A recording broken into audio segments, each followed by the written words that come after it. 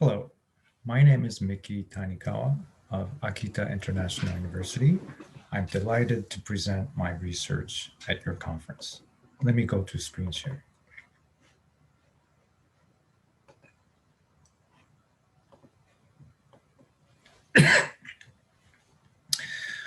So my presentation has the following title: Growing Resort to National Cultural Stereotyping in the International Media in the New Information and Technology Environment and Globalization. That's a mouthful, but let me explain briefly what this is all about. So it has two main purposes. One is to introduce the concept of what I call culture peg and culture link, and how these cultural techniques grew more prevalent in the global media over the last few decades. Then in the second part, I'd like to elaborate on the theorization of how this phenomenon may have developed due to the new information environment and globalization. So let me start with culture peg and culture link, which are used in international news reporting. So what are they? They're basically communication techniques used to convey foreign culture to an audience who is not familiar with that culture. In journalism, to be more a little specific, there are content or topic choice that give readers something that lets them identify with that culture or mental image that people have of that culture. Now, it's better to just go straight to an example. Here's an article from Germany in the New York Times. So Germany is the foreign culture of the New York Times. The American audience is the home, so-called home or audience culture. This was a feature article about the German beer purity law, and it was celebrating their 500th anniversary. Now, the topic of beer is chosen because Germany is known for beer. So that topically just resonates with the audience at an intuitive level. So this choice of topic, you realize, is made because of the resonance that beer has towards the American audience. I'll come back to this article a little bit later. Here's another article, fairly recent article, about German neo-Nazi man who was sentenced to life for murder of an ally of the Chancellor of Germany. Here, you can see that of all the things that are happening in Germany, things that intuitively resonate with the audience are chosen as a topic. So the first one was beer, and here now it's German neo-Nazi person. Right? Now, let's turn to Spain. And if you have been watching the New York Times coverage or any American news media's coverage of Spain, you would know that there are only several possible topics that journalists would write a feature article of, and one is bullfighting. So this article is tied to the lockdown and the economic constraint of Spain. So those are the news peg, those are the recent happenings, but then it's connected to bullfighting because what comes to mind about Spain is bullfighting. So there's a news component, but also there's a cultural component that easily appeal to the audience. Now, here's my own article. When I was a journalist, I wrote a lot about geisha, Mount Fuji, sushi, anime, and things like that. So that is culture peg. It's a component of a foreign culture that readily appeals and readily clicks with the audience. So you play off that cultural connection so that the audience interest is invoked. So what is culture link? Culture link, on the other hand, is a component of the culture of the audience that is inserted in the context of foreign reporting. So here's an article that is about China, really. And it's about Chinese government enticing citizens into getting the COVID vaccine shots, enticing them by offering freebies. So in this case, in this particular instance, it's McDonald's that they're offering as an enticement. It's interesting for the American audience because McDonald's is an American product. So this would be a typical case of culture link because they're using a cultural element that arises from the audience culture, which is America, because it's New York Times. Here's another article in the New York Times about Caroline Kennedy. So this was back in 2017. She was idolized in Japan for her character and what she had to say about women's role in the society. And she was an inspiration for a lot of Japanese women. Now, this is an article in the New York Times about Japan. A foreign correspondent in Tokyo is writing an article related to Japan, but it's really not about Japan, but it's about American figure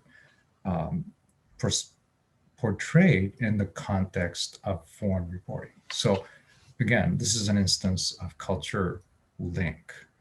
So when journalists report cross-culturally, what they do is so here's a foreign culture, foreign country that you're reporting, and here's a domestic home readership country. So in this case, it's the United States because it's an American news media reporting on Spain, Germany, and Japan, and China and whatnot. A culture peg is an element of a perceived foreign culture. So that's a stereotype, sort of, that is used to entice the home audience. Culture link, on the other hand, is an element of a home culture that is inserted in the context of foreign reporting. So culture peg and culture link crisscross like this. And the more there are elements like these, the more you successfully connect the two countries. So basically, people are not very interested in foreign cultures or foreign countries. They're more interested in what happens at home. So how do you attract your audience to a foreign reporting? You use these techniques, more culture link and more culture peg, so that the gap is narrowed between these two countries at a perceptional level. Culture peg and culture link comes in the form of images as well. If you see news from France, for example, there's certain elements that are almost always present in the background. Eiffel Tower, for example. So when you see on television a reporter reporting on something that's happening in France, but in the background, they're always this, and it's not a coincidence. They're carefully staged. And this is what I would call use of culture peg as well, but at the image level. This is also common in the background. What would you do if you're reporting from London about British politics, for example?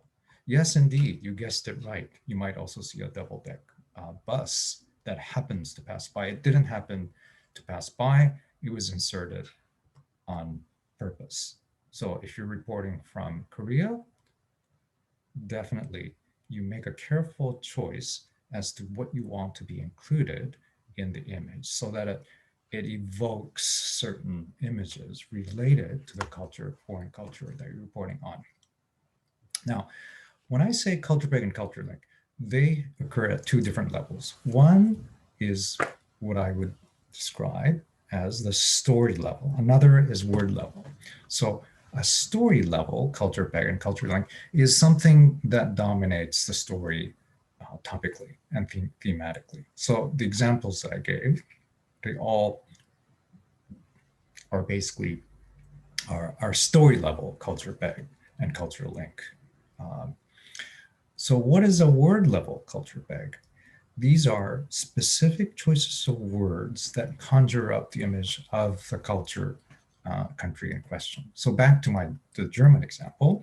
In this German beer example, in this article, you will find words that are sprinkled throughout the text of the article that are evocative of the image of Germany. Words like Bavaria, dukes, Chancellor Angela Merkel.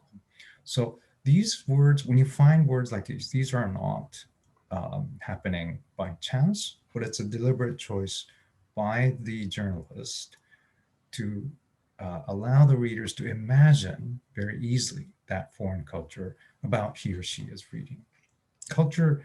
Word level culture link is the same way. So in that article about Caroline Kennedy from Japan, within that article, so Caroline Kennedy is an American figure, so she's culture link in and of herself, topically. However, within the text of the article, there are words such as Donald Trump, Republicans, Goldman Sachs. There are all these American elements that are present in the article. Again, to create a further texture that Americans would find familiar and therefore interesting and easy to read. Culture peg and culture links are used more and more in recent news coverage. And I have conducted a content analysis in the New York Times and the Guardian. Each are different countries. I also conducted content analysis on Japanese newspaper, Asahi. I won't go into details of the procedure, but here it is. And I've referenced my own paper in which this research was conducted. So what I found briefly was the fact that culture peg and culture link at the word level has grown twofold or even threefold in some instances over the last 30 years, especially in the New York Times. This is a result from The Guardian. And this is a different separate research conducted for 3 newspapers, including the Japanese newspaper. And in the case of Japanese newspaper, they have increased the use of culture peg and culture link also over the last 30 years. So this is quite an international phenomenon. And there's good reason to believe that this is happening at the visual level also. There's an extensive research conducted on how news media is becoming more visually oriented. And in my own research, I've shown how photo display has grown. The photos that are used in the newspapers, both print and online, they're growing bigger and bigger. And newspapers are basically becoming more, flashier and more appealing visually. So there's good reason to believe that stereotyping or use of culture peg and culture link is growing visually as well. So in other words, generally speaking, stereotyping is more prevalent today than ever before.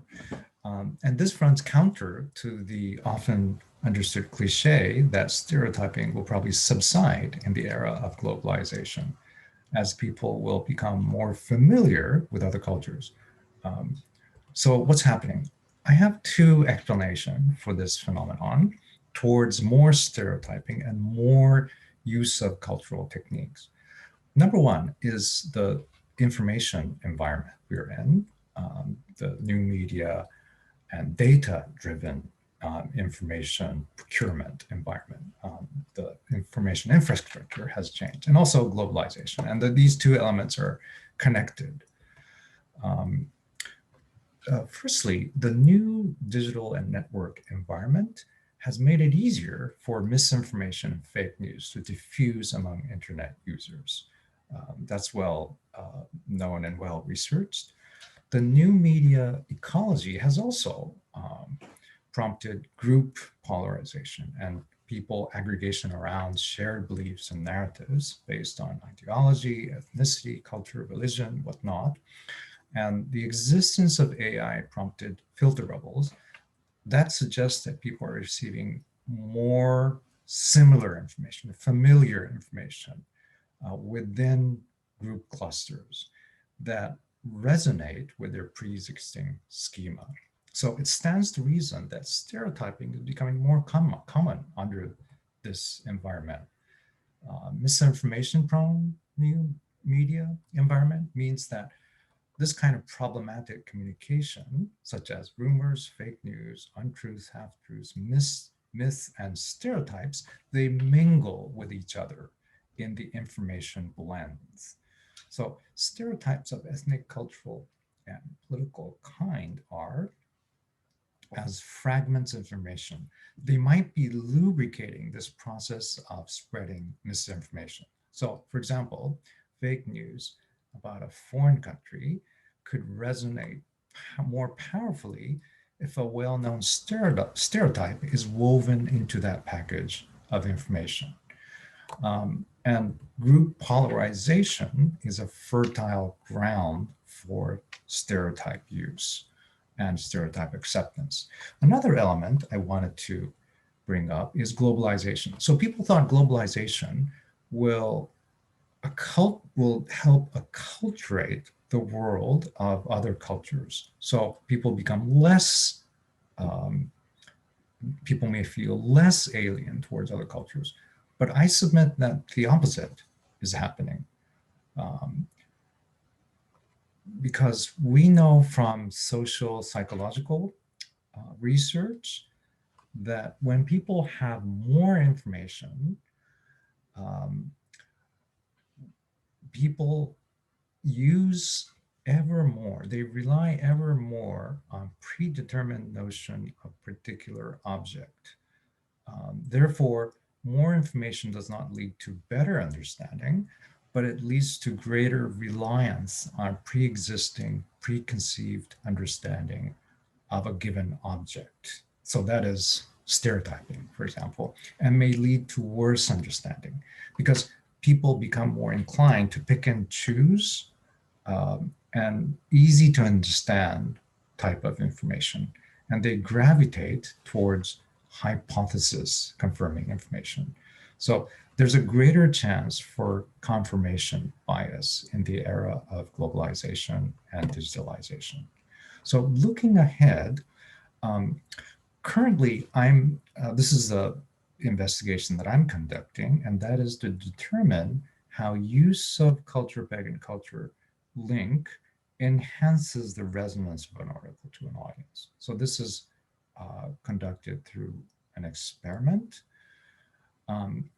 Also, further research needs to be conducted on how group polarization spurred by AI-driven information mechanism is also a fertile ground for formation and dissemination and acceptance of stereotypes. So the connection between the two needs to be determined through further research. Further research is needed also on how inclusion of stereotype in the information blend that I talked about helps misinformation and fake news disseminate more powerfully.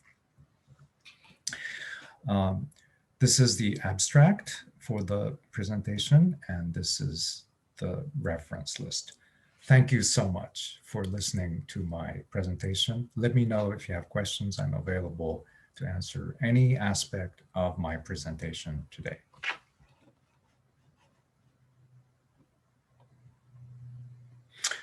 Thank you again to conference organizers for giving me an opportunity to give this presentation to you. Thanks so much for listening.